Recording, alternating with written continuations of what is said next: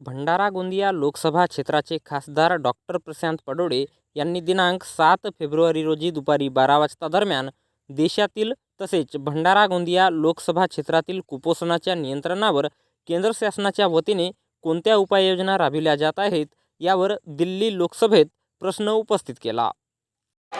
Doctor Prashant Yadavrao Pandole. Question number 66। Honourable मंत्री जी, कल पर रखा गया है। धन्यवाद अध्यक्ष महोदय।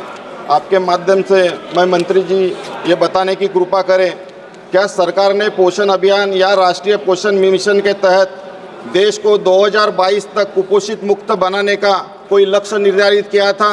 यदि हाँ, तो उक्त अभियान के माध्यम से सरकार द्वारा हासिल की गई उपलब्धि का ब्यौरा दे और तथा उक्त अभियान को पूरा करने के लिए आई कठिनाई का ब्यौरा दे।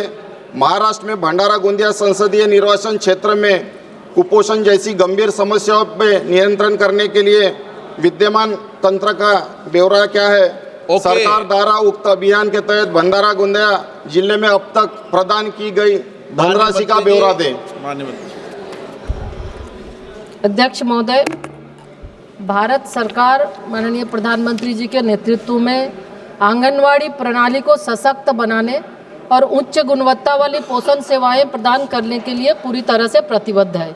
इसी के तहत हम सुपोषित भारत, विकसित भारत के संकल्प को सिद्धि तक पहुंचाने के लिए आवश्यक कदम भी उठा रहे हैं। और खास तौर पे अगर हम देखें, कुपोषण की बात आपने की, 2018 में पोषण अभियान का आरंभ किया गया और ये मिशन सक्षम आंगनवाड़ी पोषण 2.0 के अंतर्गत आता है, जिसके तहत लगभग 14 लाख आंगनवाड़ी केंद्र, जिसके तहत हम जो कुपोषण है ये एक दिन का नहीं, ये कई ऐसे इसके लिए हमें हस्तक्षेप करने पड़ते हैं तभी ये ठीक हो सकता है।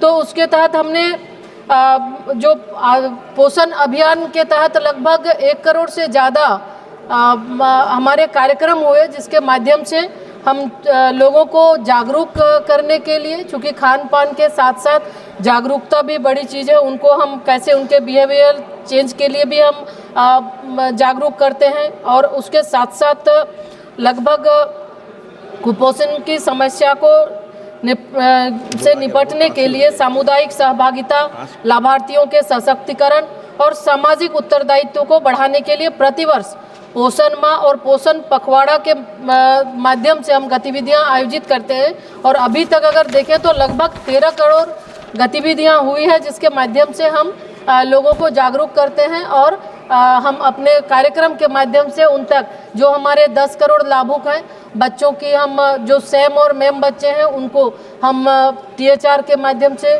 और उनको हॉट कुक मिल के माध्यम से उनको हम खाना देते हैं। माननीय सदस्य,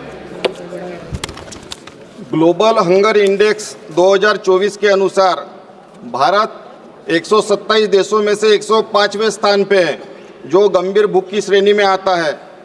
भारत का GHI स्कोर 27.3 है, जो पिछले वर्षों की तुलना में मामूली सुधार दर्शाता है। हालांकि भारत की रैंकिंग पड़ोसी देश जैसे श्रीलंका 56, नेपाल 68 और बांग्लादेश 84 से पीछे है। हम इस वास्तविकता में हम क्या कुपोषण मुक्त भारत की कल्पना कर सकते हैं, जहां पर भारत पड़ोसी देश भी भारत से कहीं आगे हैं और मेड़घाट जैसे क्षेत्रों को सुधार कर सकते हैं, उनको न्याय दे सकते हैं, वहाँ का जो कुपोषित बालक है उनको मदद कर सकते हैं, जहाँ पे आए दिन काफ़ी डेथ हो रही है।